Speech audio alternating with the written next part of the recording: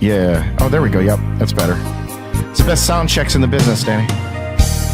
And then for the times when we're apart, Peter, well, then close your eyes and know these words are coming from my heart. And then if you can remember, keep smiling, keep shining, knowing you can always count on me for sure. That's what friends are for. In good times and bad times, I'll be on your side forevermore.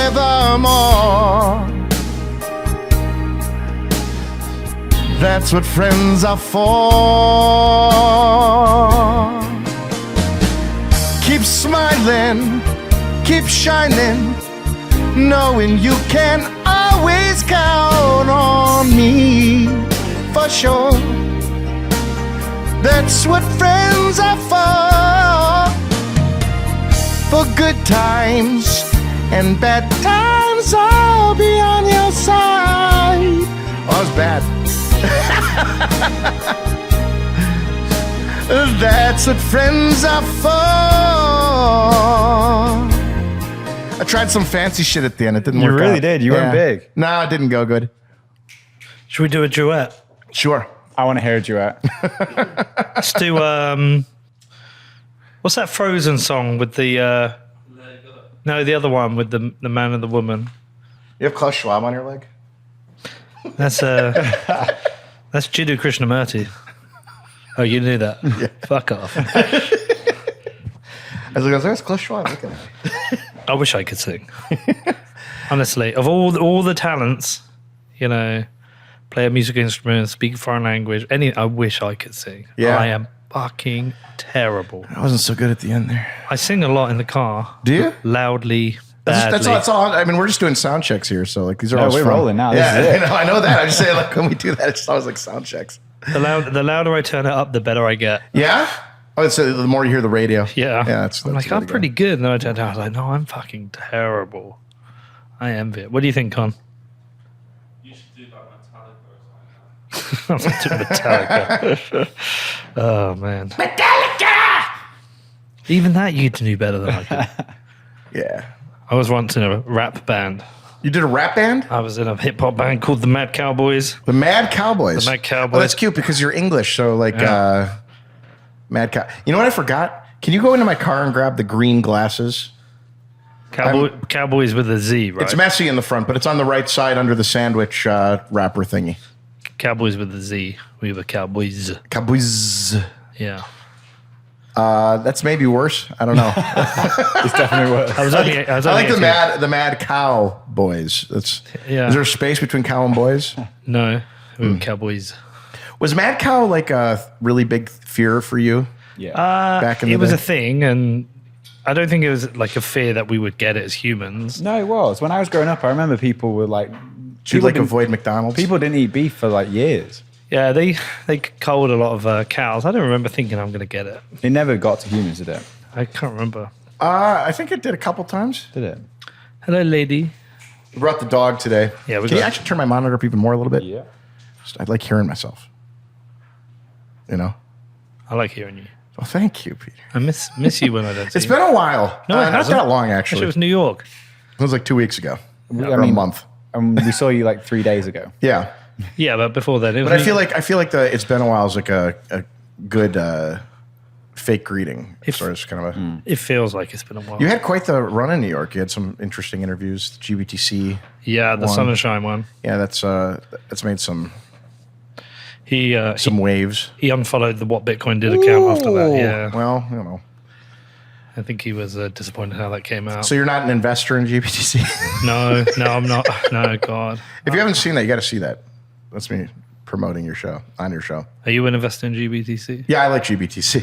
Oh, God. But did you start investing after all the shit happened? Well, I did after it all went negative nav, which, you know, to me it didn't make any sense. Like when it was positive nav, I would buy Bitcoin. And then once it went negative nav, I was like, great. Like I'm buying Bitcoin now on discount as far as I'm concerned. Presuming nothing stupid happens, like they don't, get hacked or, lose the coins. Yeah. Well, I got a feeling there's more to come out on this story. Do you? I do. Yeah. I do. I think the only worry that I would have is if they have obligations, the coins are obligated somewhere else somehow. Yeah. So, well, that would be my number 2 fear if I held GBTC. My number 1 fear would be, do they have the coins, all the coins? I'm fairly certain they have all the coins, but I think that the custodial aspect in Bitcoin, not your coins, not your keys, not your coins. I think it applies to all things. So, for me, it's a trade. It's not like it's not a recommendation I make to anybody. But for me, it's a risk I'm willing to take on the discount to NAV that's occurred. I think it's time for them to start doing the right thing here. Well, I think my disappointment in your interview is that you didn't push them on fees, because to me that's where the crime is. That's so stupid that they have those absurd fees on that thing. It's just a trust. IAU, which is a gold trust, has, I don't know, 0.5% fee or something like that, or 1/4% fee. It's real low. There's no reason that a Bitcoin fee has to be 4% or whatever the hell they charge. No, and we wanted to get to fees, but after I farted on him, after I said what I thought about his position, I disagreed with his position. He was trying to wrap up. Danny was doing this because I think his PR lady wanted it over, and so we got to a point where it just had to end, and I didn't even get to fees. So you got to ramp up. Fees would have been less inflammatory, I think, to deal with than like accusing him of fraud. I don't think I accused him of fraud. I think what I said was I didn't believe him. Yeah. And then it came out afterwards. Somebody sent me the I think was it the loan agreement with Genesis, which they'd signed, there was signatory. He was a signatory to it, so it was kind of like, there were some people pissed off on YouTube, said I was too harsh. I didn't have any evidence, and then it came out, and I put it on Twitter. They're like, "Oh, now you're sucker punching him. Why didn't you show it in the interview?" I didn't get it till after the interview. But it is what it is. Were you just operating on instinct in that interview? Is that? Yeah. So what happened was we did a lot of prep, but the thing is about something like GBTC, there's a lot to understand, and there's a lot to try and unpick, and really it needs an investigation, not an interview, an actual investigation. And so all I said to Danny in advance, I said, we'll just talk him through it, and the only thing I'm prepared to do is, if I don't believe him, I'm going to say to him, I don't believe him. I said that in advance. I said, if I think he's lying to us, I'm going to say it. And the reason I considered that beforehand was because it was a PR company who reached out and asked to do the interview. So I'm like, well, there's a fire on the ship, and you've sent in the fire brigade. So anyway, so we did the interview, and then offered him a beer to settle him, relax him, and just let him know that we're not the enemy. I had no intention of it being that way. And then just on instinct in the interview, I was just like, I asked him the first question. I can't remember what it was, a bit of his background, and then started to, rather than other people tell me what to ask him about, I thought, I'll ask you about how this thing runs and how this operates, and then I can ask questions on it. But what happened is he was basically telling me everything he did in the company, all the things he'd been involved in. And when we got to the end bit where he talked about what he knew and what he didn't know, I didn't believe him. So it felt like I hit him with like a throat punch at the end. It was interesting because for me, that interview seemed like an optics thing. To me, I'm really not that concerned with GBTC. Like, I think a lot of the stuff you brought up about the loan agreements, I think that for the most part, in my opinion, he's being pretty honest, that he's not, super involved in the process of who's getting them and such. But I think optics-wise, I think that you are probably sort of hitting on like the optics problem that GBTC has more than anything, which, you're not a lawyer and I'm not a lawyer, and you and I don't look at that loan agreement the same, but I can see exactly how you get out of that loan agreement what you got out of that loan agreement, if that makes sense. Yeah. So I think for me, GBTC's got an optics problem, and until David of Bitcoin Magazine has been kind of leading the GBTC shareholder uprising, I guess. Yep. He was saying that I heard him on a podcast. I think it might have been your podcast. He was talking about how he's heard rumblings that they're not even going to convert for a year or two after the SEC allows them to convert, if that's a possibility, to eke out more of those sweet fees. So I mean, if that's true, that's pretty crappy of them given their stance. But I also don't know if it is true. But I think optically they have a problem, and that's Massively have a problem. Oh yeah. But there's like And it's not going to go away until they convert. Which, in my case, if I'm right that there's not that much to be worried about, I'm going to make a massive killing on this trade, right? But if other people are right and that these optic problems actually translate into real world problems, and it could kill my trade. Yeah, and I don't know how it all the different bits relate and where the clawbacks are, if they are. I mean, we just had the announcement this week that DCG did not pay back its loan to Genesis, which was $630 million, something like that. Yeah. And so these interconnections between DCG, Genesis, Grayscale, it feels like a bit of a mess, and I don't think we all know exactly what's going on. The only thing that is obvious is that some of it feels a little bit. I'm going to want to be careful with my words, but some of it just feels a little bit shady or a little bit irresponsible. Like I said, it's an optics problem right now. Right now, it's just an optics problem, and the day it becomes more than that, will vindicate or not vindicate that interview. You know what I mean? Like that interview, I think, is important because I think it stands as like a moment where that's how a lot of the investors seem to feel, and I don't know. It's hard to know whether those fears are rational or not until something falls, right?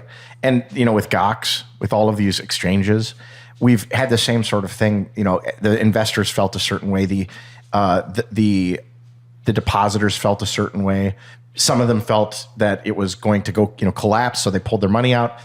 Others didn't, so they kept their money in. They believed the rhetoric, and then it collapsed, vindicating everyone who thought one way, right? So that's how this always goes in Bitcoin. People make their calls. Roger Ver goes in and goes, it's a very stable company. It's I've went and I've checked the deposits, and I put my dipstick in it, and I pulled it out, and it's filled with oil. And then it went belly up. So you guys operating Bitcoin Uncensored when that happened? Yeah, I think it was after. No, it was after. We started Bitcoin Uncensored after, because I remember GOX collapsed, the price collapsed. We pre-Bitcoin Uncensored, we were once there was this conference in Disney called is Disney Bitcoin or something like that. Magic Bitcoin in the Magic Kingdom or something like that. I don't remember. But it was a great conference. Antonopoulos was there. Bruce Fenton was there. I was there. David Mondras got married on the blockchain there to his already Filipino wife, a Filipinus, and it was just a blast. And I remember that week because it was post the price degrade, but it wasn't like where we weren't all the way at the bottom yet. And it was still kind of like, remember how like last year at the conference, it was coming down, but it felt like it might still be a bull market. That was kind of the position that we were in there. Coins in the Kingdom. That was what it was called. Coins in the Kingdom. I like that. It'd be a better name for Saudi Arabian conference. But and during that, because we weren't really around during the Mt. Scott's time, I wasn't really involved in Bitcoin. I barely knew what happened. I found out about it a lot more after when we started the podcast. People talked about it a lot. You heard about it a lot. Having gone through what's happening this last year with Luna, 3 Arrows, FTX, does it feel similar, or was it completely different? It's always the same. Oh, it was the same. I mean, just remember that I was in California, shirtless with a one of those VR goggles on your show, and I think I called out Luna specifically, or these stable coins. I called out the depeggings. I gave credit to Brad Mills, obviously, who I've been talking about it a long time, but I was saying that these depeggings are imminent, and it was obvious. A lot of this is obvious. All of this stuff is obvious. Things are going up. Everyone feels good about it, and what do they say when the tides go out? You see who's swimming naked, and that's what happens in Bitcoin every time. It's really hard to remember that when things are going up, they do come down. It's really hard because I think all of us are looking for the ever pump. We're waiting for that day when Bitcoin keeps going up and then it just keeps going up. And I think all the shitcoiners feel the same way. Like they feel like when that happens, their coin will also just continue to rise. And I'm not Nostradamus. I don't see necessarily it's coming, but I'm clearly a maximalist. I believe that Bitcoin is the only coin here that matters. Everything else will eventually fail. I don't know on what timescape that occurs in, but everything I think will.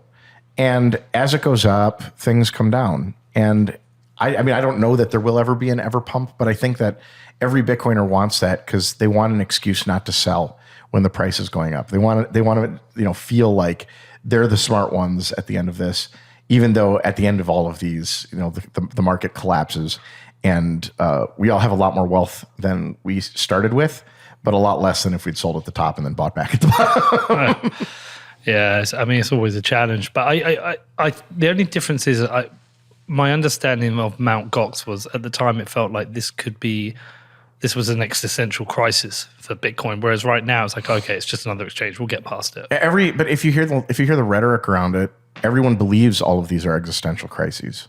Right. So I hear after Gox, I remember hearing it's going to be 10 years before anybody trusts Bitcoin again.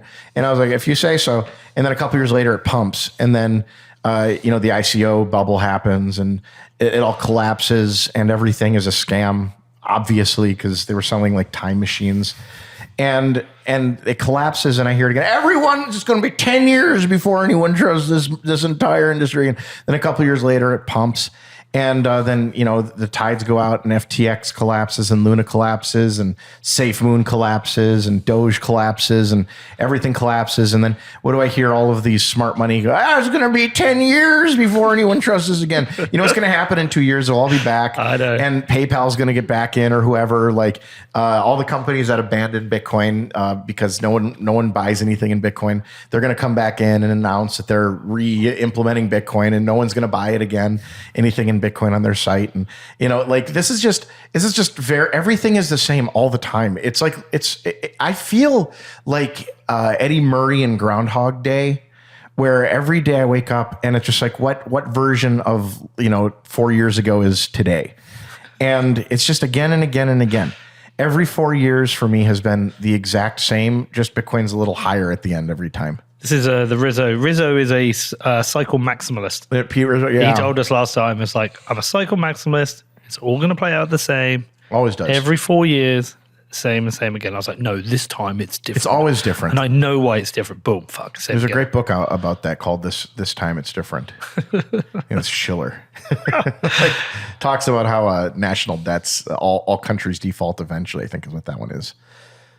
Anyway, how was the conference for you, man? It was good. Same as usual. It's a bear market conference. I've heard a lot of shitcoiners gloating at how few people there were. I could have told everybody that this would be a smaller conference. I mean, everybody knows that. It's still a lot of people there. Yeah, it was a lot of booths, a lot of people, a lot of art. It was very bear market conference-y. I went shooting with Jameson Lopp the other day. I invited everyone to go, but only Jameson came and a couple, or I guess a good close Bitcoin friend locally.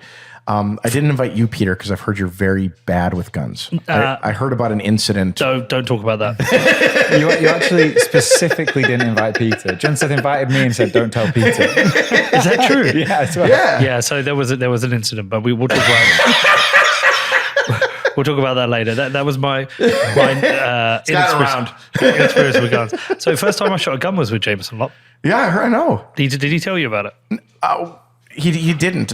You told me about it, but Jameson and I have done it 2 years now in a row where we go trap shooting down here.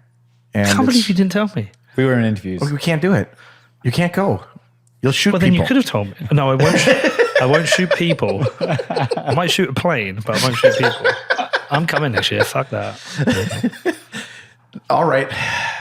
Prepare. I thought it was a great conference. Bear in mind, so 2019 was my favorite, the one in San Francisco. What I think was great this year was the side stage. Not the main stage sucked. I don't know if you spoke. Did you speak on the main stage? I emceed one afternoon and I did one fireside chat. But First of all, the main stage was heinous. If you talked like hello, it was like you couldn't talk. You're hearing yourself. All the good content this year was on the side stage. yeah, that doesn't surprise me. But the thing is, I don't tend to watch any of the conversations or the chats when I'm there because I get to do it as a job all day, every day. I speak to every one of these people and have them. What I find out is who tells me what the good ones afterwards, and I watch afterwards. So I'm definitely want to watch the one with RFK because I've not watched that yet. I've got that lined up. But so I get to go and use the conference differently. I get to go and hang out and see the booths, talk to people. But I tend to think of the conferences as like I think most Bitcoiners do. This is kind of the Bitcoin tradition. It's funny because these are industry conferences now. So like you have these industry players who come and are trying to sell things, which is funny to us because there's really nothing here to sell. This is just finance, right? So ultimately, the only thing that Bitcoin really needs are financial products. I think you've seen like the Anchor Watch stuff and everything else that's kind of taken off. Like those are the things I think that Bitcoin needs. Those are the only things that matter in the long term.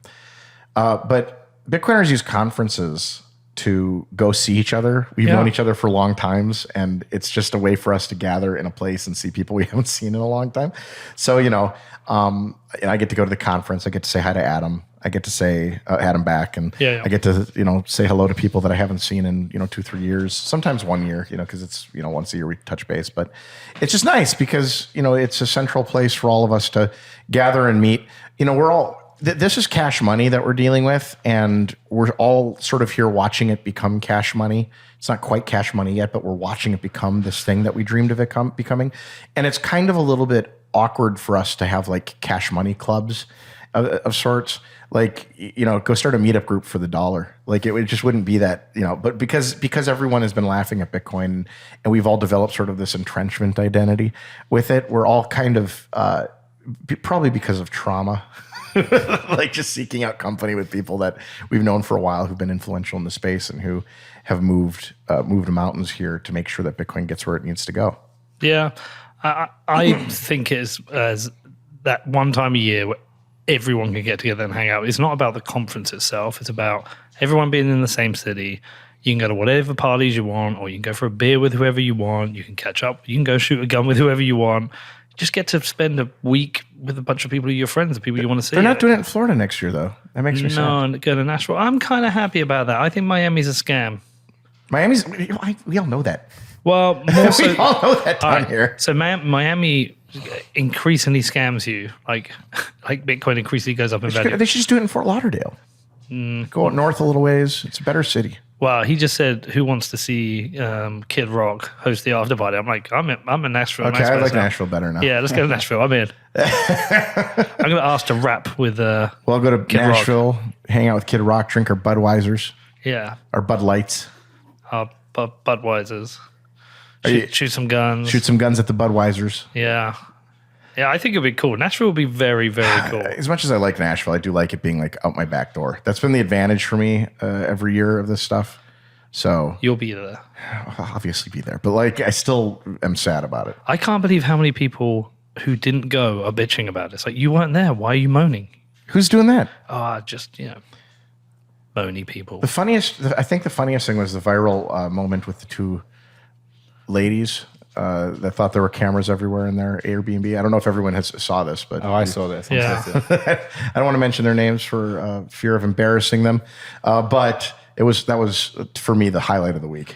Yeah, but you know what? In fairness, I can imagine as a woman that is a big fear. You don't want to go into an Airbnb and find out there's cameras. I think it could be here. I think it's different for men, but I think they do have this kind of fear over things. And you're like, what are you talking about? I go in, like, do you see this body? You get the body out all the time, man. What's that? You get that body out all the time. Yeah, but maybe I do it in front of cameras that I know are there. In your safe place. In my safe place. You're on your show. Did you get a wizard outfit? No, I think I might. I completely forgot to do this. I was going to come on your show as a wizard. Okay. I was going to come on as the ossification wizard. Because like there's been all this discussion of ossification in Bitcoin, and I wanted to have the discussion. I can't believe I forgot to do this, but I think I've decided I'm going to start going around as the ossification wizard and just declare Bitcoin ossified. I mean, it's not ossified until it's ossified. It's never going to be ossified. That's not how code works. Like this whole ossification movement is hilarious to me, and I keep hearing people like repeat the rhetoric of ossification. I'm not a programmer, but it takes me 2.5 seconds to like figure out that ossification isn't a real idea in Bitcoin. It never will be. No, Saylor brought it up in our interview, and I didn't put him up on it. I should have actually, but he's talked about it. But I think He's new. Well, I think there's a different reason. I think if you're holding 3 billion of Bitcoin, and you see something like Taproot leading to Ordinals, there are these unknown consequences of big changes, big upgrades that just happen. But Ordinals don't hurt the chain, though. No. Like forget that. The point being is it was an unknown consequence. Just that. Well, that's and so Luke Dash Jr. If there's another big change, could there be an unknown consequence? So I think for someone like Saylor, the idea of ossification, thinking that Bitcoin works now, I don't need it to change, I think is a different appeal for him. Whereas, for someone who's got $100 of Bitcoin, they don't really care. And so, I spoke to Jameson about it. Jameson's, very clear that we're not ready to ossify. Did he tell you about my wizard outfit? Was that? No. Damn, because that was the guy I pitched it to. You should have come on as a wizard. I forgot. I completely forgot to do it. But the ossification discussion is really interesting to me because everyone's weighing in. And you might be right about Saylor and his huge numbers of Bitcoin and his desire to have it just sort of fixed the way it is. But I don't think so. I think the ossification discussion for most people is a means of being on the right side of history. Like everyone wants to make predictions in Bitcoin and seem like they were on the right side of things like later and be like, I was always in support of that. Like I think Bitcoin Cash and Bitcoin was a really good example of that. Everyone wanted to make sure that they were on the right side, that they declared the right things. And then years later, if you weren't, we see the consequences of it, right? And there's people that navigated that really well. I think like Marshall Long, who started on the wrong side and has since come on to the right side. And I think the community really likes him. I like Marshall. Marshall's a wonderful guy. He's a great guy. We used to endlessly make fun of him on Bitcoin Uncensored, particularly during that entire fiasco. But he's come around, and I think he really is an honest broker and a good person. So I like him. And if he does something untoward, like robs a bank or rapes somebody, then I withdraw that. But I don't think he will. Junseth was the same. He was on the wrong side of it. Yeah. And he said, I got it wrong. I'm sorry. Yeah. Yada, yada. I think there's a way to navigate it. Like those people did it. But I think everyone wants to be on the right side at the outset. And I think that's like why people are getting on the ossification train. It doesn't make any sense. Who's ever heard of ossified like code? It's a bad idea. Bitcoin will ossify, elements of Bitcoin ossify. The 21 million cap, I think you could call ossified. There's a lot of things in Bitcoin that are sort of just ossified, if you will. Well, by nature of not making changes, you get to a point you say, we're not going to ossify the code. We're just not going to do anything with it. It's going to become more and more stable. We'll have less and less bugs. And as that occurs, it will be changed less and less often. And I think there's a few important things that need to happen in Bitcoin. Probably one hard fork at some point here in the future. For what reason? Luke Dash Jr. tells me it's for timestamps. I don't.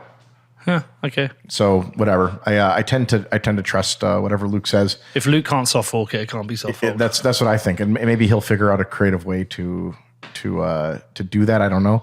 And then I think I'm of the opinion that the sidechain promise needs to be figured out. I think like drive chain is probably a good solution for that.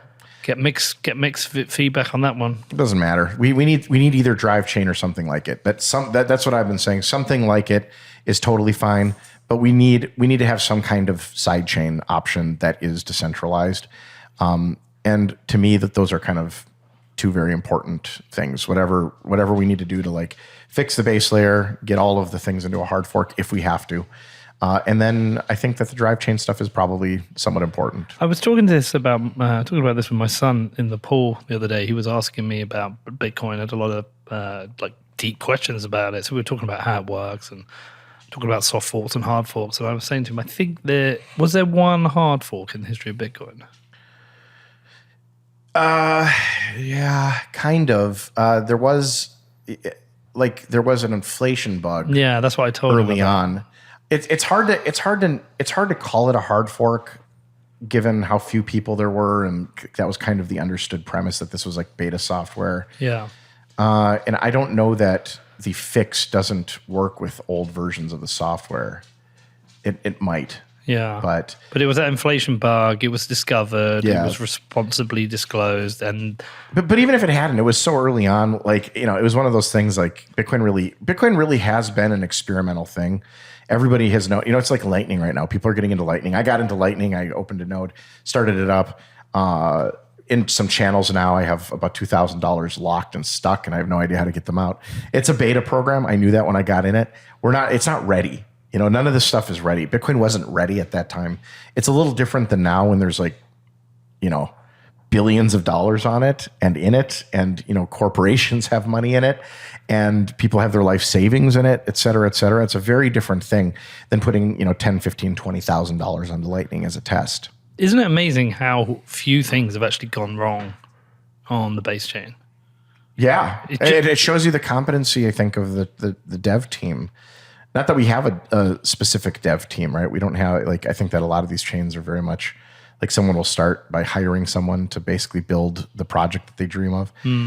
Bitcoin's not like that. It's a volunteer chain, and all of these devs, if they want money, they got to go find their own grants, and they have to find their own source of income. It's a very hard job, and taking it can be very lucrative in the long run, but very, very, very hard road to toe in the short run. And I think that'll continue over time, that it will be more and more lucrative to have been a core dev, to have contributed to this thing and to be known. But I think that Bitcoin exists on the charity of the people that were willing to basically sacrifice an immense amount of time to build this thing. Very smart people who could have done other things. And I think they've been rewarded by the price increases and such, but I think that they deserve a lot more than that. This world-changing technology, I think, is one of those things that just I think we as a community just can't give enough to them to really help them understand what they've done for us. Yeah, and not just that, the world. I think Bitcoin has a potential to really be a world-changing tech. Is it not already? No, it hasn't done anything. It just sits here. It's like a dead rat. All we're doing right now, like, we are the beta testers of Bitcoin. We're the ones putting liquidity on it. We're moving it around.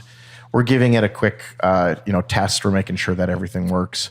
We're like Bitcoin's in the garage, and we're the mechanics, and we're revving it. That's what we're trying to do. It's not doing anything much yet. I don't find like El Salvador to be like that significant. I don't think that the changes there are necessarily because of Bitcoin. They're because Bukele is willing to be a dictator for a little while, and we'll see if he cedes power or if he becomes Hitler. Like, he has two choices here, so we'll see what happens. But I don't think that's because of Bitcoin. I think Bitcoin could be a cool part of that story, but I think that he could have done what he's done so far without Bitcoin. Yeah, no, I don't disagree with that. So what would have to happen for you to think Bitcoin had done something for the world? I think what will happen, and this is what I think in my mind happens over time. I think that you have these global currencies that are semi-stable, and yet some are very volatile. And I think what Bitcoin will do is as it grows, as more people come here, as more people understand what they're looking at, I think Bitcoin becomes more and more stable, less and less volatile. And if you were to have a chart of currencies that Bitcoin is more volatile than, or less volatile than, I think Bitcoin starts to move up that chart. And then I think once it's like in the top 10, top 9, top 8, top 7, top 6, I think the whole world starts to look at it and say, I could hold US dollars, or I could hold this other thing which is very stable and actually is easier to transact in, because at that point, it's so big. But that's a long way off. But I think that that's what happens. I think the way that Bitcoin consumes the world is through stability. And if that's the case, I think that'll just be really interesting for all of us to watch. I think that is the process of monetization. It's the process of stabilization for Bitcoin. And in that way, I think all of a sudden you have, Venezuelans looking at it. Like right now, Venezuelans are looking at Bitcoin and the US dollar, and they're picking Herbalife, They're exporting their value through things like Herbalife, which is really an interesting, what's amazing to me about impoverished people in other countries is that they find these incredible solutions to export cash. And Bitcoin is obviously the best way if you can get the Bitcoin. And they can't. A lot of people can't. And I think in a lot of these countries, like I think in Venezuela, Dash and others really had what I would say what amounted to marketing teams going down there and really pushing that stuff. And I think the collapse of a lot of those projects, or the price and the not recovering of those projects, really left a foul taste in a lot of those people's mouths. So I think Bitcoin has to kind of deal with the fact that there's just a lot of bad juju in these places about crypto generally, and we'll just have to kind of let that soften over time. But that's been the problem with shitcoins. Shitcoins have really hurt the advancement of Bitcoin. I'm not really bothered by it because I think slow growth is the best way for this to happen. Definitely. I can make an argument that they have helped in that a wider crypto industry has brought a lot more people in. You can make both arguments. I mean, I could be wrong, but I don't think it's I think the wider crypto industry is nothing but scams. Oh no, of course. Yeah, so I don't care that they're here. Those things are negative value to us. They inure to us no value other than to keep the price down so we can buy more. That's it. So I guess in that way it's positive. But all of the value in these other chains, all of the value in these, businesses and everything else surrounding crypto generally, it's non-existent. It's going to disappear. And I guess it inures to our benefit in that all of that value eventually flows back into our project, the one that we like. But it just takes so long. And what's been interesting to me is the longer I'm here, the more I see everyone's here just to get rich, which doesn't bother me. I'm not really bothered by that incentive, but it is amazing how many people are willing to lay out and gamble. Like during the last bull market, I was hearing in Clubhouse and other places, these people would go on Clubhouse and say, I've done my research. I've looked at everything. You do your research, but I've done mine. And SafeMoon is the greatest coin ever created. They have legitimate use cases. This one has legitimate use. It has an e-commerce store, or whatever the case is. And then I hear the recaps of old scams. I hear basically people telling me that this coin is everything, and here's why, and then they'll walk me through it, and that's just one coin. We've already done that. Yeah, I mean, look, I always try and be open-minded. You're not open-minded. But what became very clear early on was that I actually use Bitcoin. I use it. And so it has a use case. And I didn't use any of these other things. I can see some arguments for Monero. The data's out there on dark markets. It's definitely being used more than Bitcoin. And I think the reason is it's easier to stay anonymous than it is with Bitcoin. And I don't think so. The anonymity set isn't big enough. They just don't know that. I think fundamentally what people don't realize is that these people who are using these chains for business, even drug dealers, they're not Bitcoiners in the sense that they know what's going on. They're not here. They need this. They need alternative money, but they don't know the politics of Bitcoin. They believe the rhetoric of these other coins. Monero's anonymity set isn't big enough to keep you private. Zcash requires a huge amount of RAM. It doesn't keep you private because nobody uses the anonymity set. Yeah. So this is fundamentally the thing with Bitcoin is that Bitcoin's anonymity set. You'll get more anonymity in Bitcoin if you're doing these, Wasabi wallet and stuff. You'll have more anonymity. Sure, but it's a big. Some people it's a big jump. I don't know the facts of the anonymity set and whether that it's easy to bust people. I don't know that. All I know is that people see that as more private and easier to gain privacy from, and they're using it. Correct. But I'm just saying that's a temporary belief because these things, the anonymity set is not big. I mean, to think about it this way, in a Bitcoin, all of the randomness has to come from within the chain itself, right? And the randomness is built on top of the number of users. But temporary solutions are fine. the portable CD player was a temporary solution. Absolutely. You know until we what? got Like, to let people use Monero in those darknet markets. Fine. Monero's always been kind of an experiment. We've always liked, like, even on Bitcoin Uncensored, we'd bring like Fluffy Pony on. We always like Fluffy Pony. Some people hate him. They think he's a scam. I've always found him to be very genuine. Yeah. Ricardo Spagni is a wonderful guy. Yeah.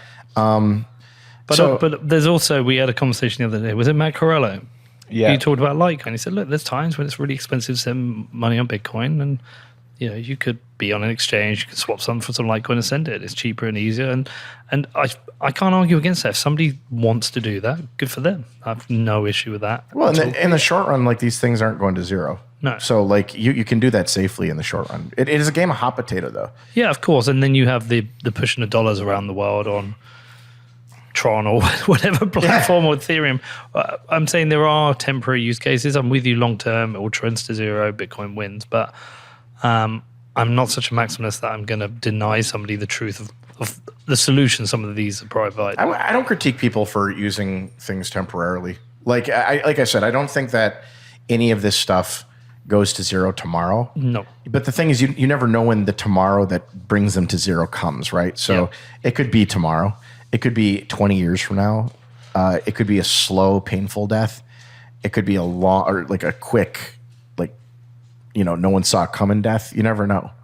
And that to me is the reality of shitcoins is you are dealing with a hot potato, and that hot potato might be hot for 20 years, and it might be hot for 2 more days. Yeah. What do you make of ordinals? I like them. I think that's funny. I don't have. I talked to Pete Rizzo about this, and he critiqued my perspective on it. So Pete and I have two fundamentally different views on Bitcoin. He thinks that Bitcoin has to grow fast. I don't. So in his mind, we had that conversation the other day, didn't we? Yeah. I think it has to grow right.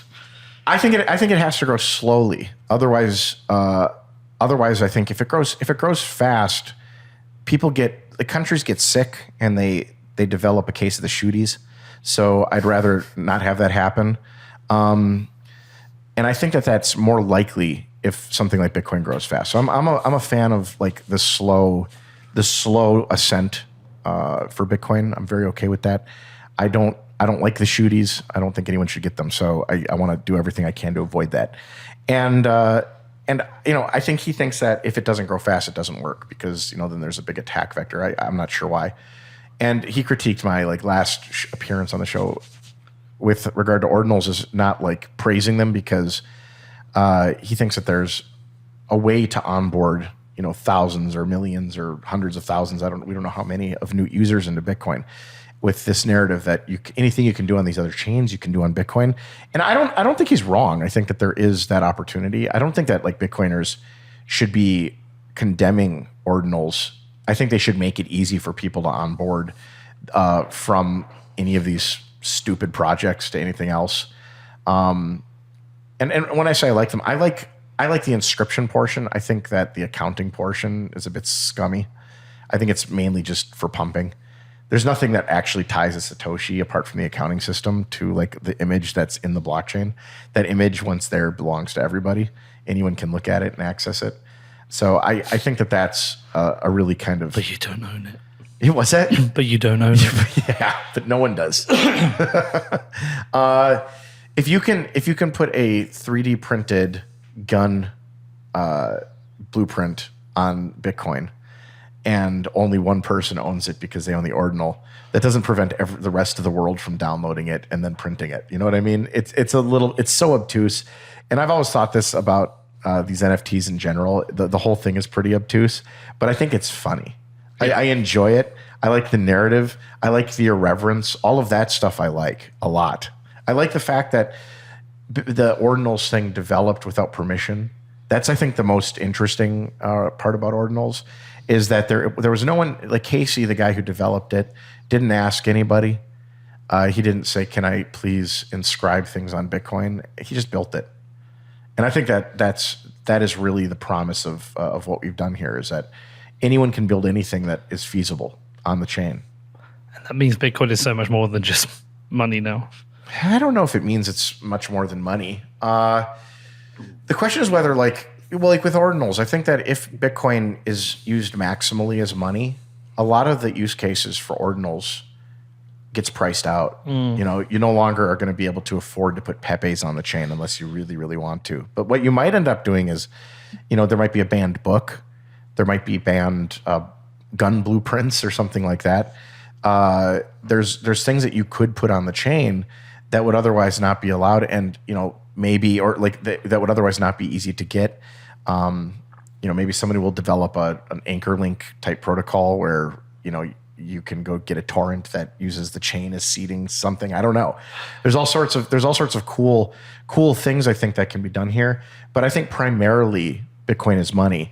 But this emphasizes what blockchains are for. Blockchains are for, you know, uncensorable transactions and sometimes uncensorable content if that's what you need. And there's a number of use cases for uncensorable content. They're de minimis, but they're important, right? Whenever we see them, we know them. Huh. I mean, I was indifferent to them to begin with, didn't care either way. And I've recognized that some people are very anti them, dislike them, hate them. And there's a lot of people who are very pro them, people who... But nothing's changed. You've always been able to embed content on Bitcoin. Of course. It's just the cost. The prices, like someone figured out how to do it cheap. That's it. Yeah, I just find it interesting, but my indifference is it's changed. From what I've heard is, yeah. Well, I haven't found a miner who dislikes them. Miners love them. Miners love them, but you know what? It's like nobody's broke the rules. My favorite miner, Iris Energy, especially. No, they're sponsored now, aren't they? Yeah, here we go. But I think miners. I heard someone the other day say that, you know, they wouldn't be surprised if the next reporting for miners are going to be like unexpectedly high, and that like analysts are going to have no understanding of why, because these miners are just raking it in right now with these transaction fees. And I don't know how long the fervor lasts. I don't think this is a good permanent solution. No, of course not. Once the Pepes and you know, these people who have these, you know, projects kind of go away, then it becomes it just kind of disappears. But I do think it's interesting that at least temporarily miners are very happy because they get the extra fees for this little pet project. I've been thinking of doing my own ordinals. You should do your own ordinals. Well, I mean, like at the very least, Peter, I think everyone should try all of these things, see how they're done. Because in my experience, if you're playing with things like Counterparty, if you're playing with Ordinals, if you try, I think Mike in Space is trying to launch Bitcoin stamps. Yeah, what's that all about? I keep seeing talking about it. I haven't really looked, but I'm guessing it's just Ordinals with a different accounting system. Okay. BRC20. I think everyone should try them, because then what you do when you try them is you learn a lot about Bitcoin and how it works. Yep. And I think that's really important, because I think that most people are very ignorant about how the chain works. They don't understand when someone says you could run a protocol on it, exactly what that means. You know, Counterparty is a protocol completely written on top of the blockchain. That's a really weird proposition. But the idea is like, you know, you could have nobody running a Counterparty node, 0 people. And then in 100 years, if you downloaded Counterparty and booted it back up, you would be able to look at all of the transactions that occurred. And if you had a wallet, you would be able to look at it and you'd still have all of the things in your wallet. So like, there's been other things that people have done, and like understanding Counterparty helps you understand other things. So like, for example, a few years ago, there was a hacker that was using the chain to tell his botnet where, like if a server was taken down, where to redirect themselves to the new server. Do you know how botnets work? A little bit. Like, you know, they're viruses they propagate on websites or wherever it is that you're going. And at least in the case of that botnet, they were checking back with the server to like implement code or to like do things on a certain date. Right. Okay. I want to ask you about Jason Lowry. I had him on, did an interview with him recently, and it didn't go down very well. No, with those who chose to listen to it and watch via YouTube. It was probably our most criticized show ever. Really? Yeah. And I'm intrigued by that, because they were very critical, very, very critical of me, of Danny. Just for having him on? No, actually for us not. Yeah, I challenge everyone's thesis. I get everyone to explain things as simply as possible and tell people I disagree with him. And a lot of people really like his thesis and they're really behind it. And if you look through the comments, it's a lot of you poorly prepared for this. It was a rubbish interview. The Breedlove one was better. You don't understand. The Breedlove one was bad. Yeah. Is that like the greatest insult you could give somebody? No, I'm really interested in the social side of this. I can't tell if me and Danny have completely missed the mark, missed the point with this, or whether he admitted in the interview he ran a kind of social media blocking campaign to create awareness of him and his book that he said worked. So I can't work out if he's created an echo chamber and then people just think he's brilliant and cannot handle the idea that someone disagrees or doesn't understand it. But the comments were they're very different, aren't they? Yeah, very different. And a lot of them. I think it's probably my highest commented show. Really? Up there at least. Yeah, up there. Like the ratio of comments to views, I'm going to guess it's top 10, probably top 5. Huh. You've been ratioed. What Pete's trying to say is he thinks he's running bots. But I'm not so sure now. I gathered. Gathered. Well, we know there's definitely a bot because we received one comment after 2 seconds after publishing with #Softwar. So there's clearly a bot exists, but it's not necessarily him. It could be somebody else. I'm not 100% convinced they are bots commenting. We've learned with XRP though that people can act a lot like bots. True.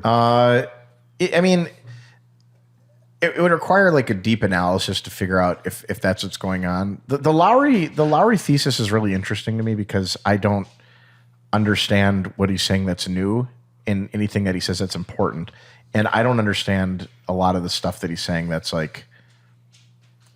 is new. I don't understand about what of it is interesting. See, this is the point. The conclusion I came to the interview, and I thought I had a great insight in it. In that.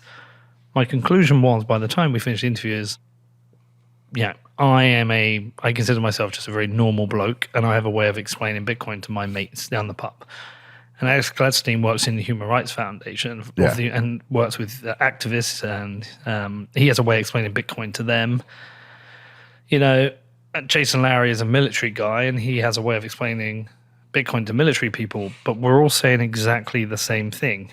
We're just saying it in the language of the people that the circles we mix in, which is fine, but that was my conclusion. And the point being is that there's all this criticism online. It's quite harsh and full on and brutal.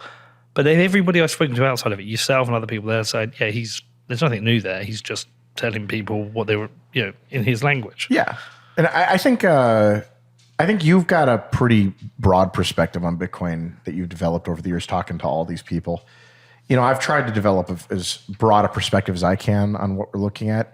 As far as Bitcoin and Lowry's position, I think that Bitcoin as a sort of weapon is not unfathomable, right?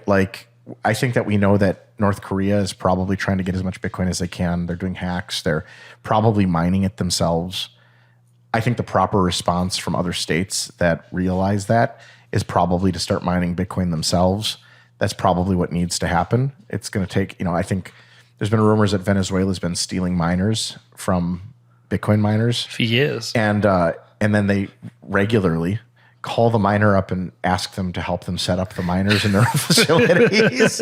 So there's been discussions of that. So if Venezuela, if North Korea are mining Bitcoin, it's time to think about the fact that maybe nation states need to be getting into this and preventing them from amassing, becoming the Spanish Armada with immense amounts of gold. I think that's a really bad thing for the world. Would be a very wealthy North Korea. It would be a terrible idea.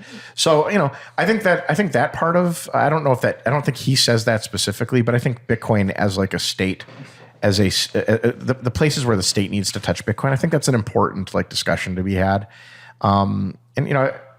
It's interesting too, because in the 90s in the United States, we talked a lot about this back in the day on Bitcoin Uncensored. They classified cryptography as munitions.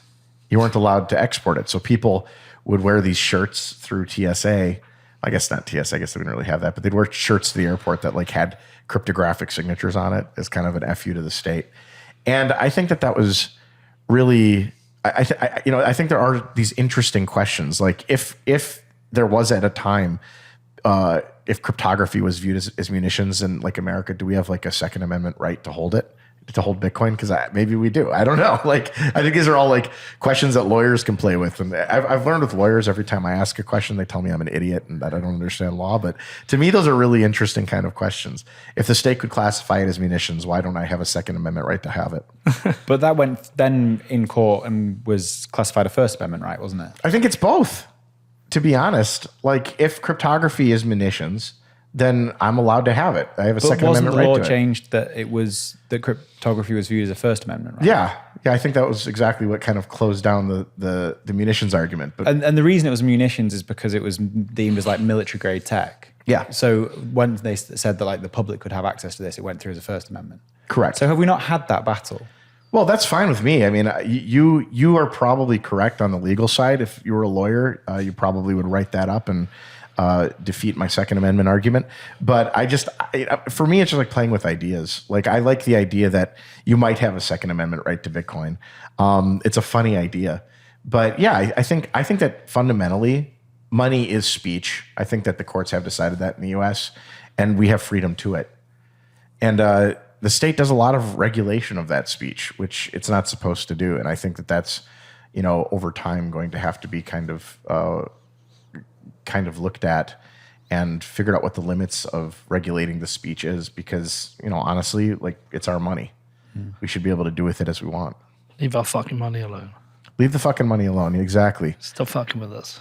And, but that's the thing. Like, I think this year's been a really interesting year because, you look at what like the United States did with Russia, removing them from the global payment system.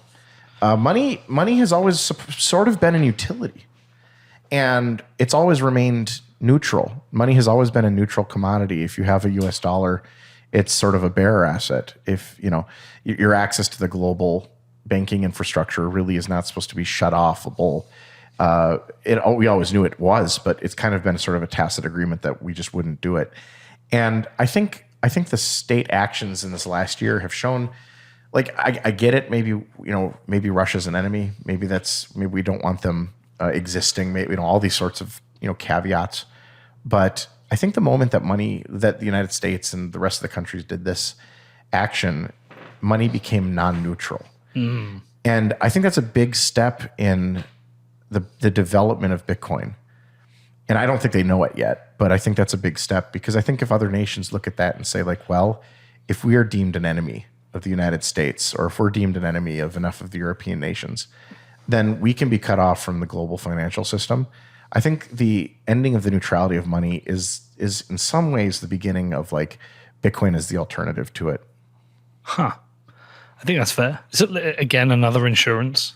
Yeah. I mean, but the thing is, like, you need some insurance. Everyone has it, right? If you're smart, you have a little food. You don't necessarily need like 12 months of food, but like, maybe 2-3 weeks, get some rice, some beans. Everyone's got their like savings. Some people have their gold stash. And there's a point where, like, if the insurance itself, what's interesting in the case of money is there's the possibility that the insurance itself becomes the money. And that's a really, like, kind of weird proposition. That's what gold bugs have always been waiting for, is that the gold itself becomes the money. And it did for a while, but then it stopped being the money. And many of them still stash it, hoping that it will be the money again someday.